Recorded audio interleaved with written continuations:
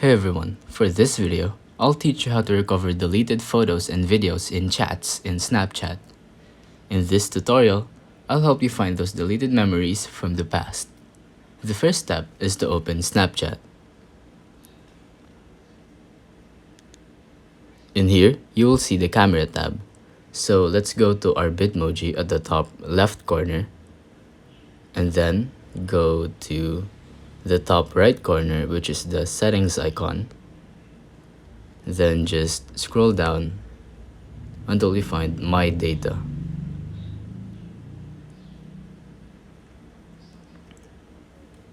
So it will ask you for your username and your password, but don't worry because they won't hack you or anything.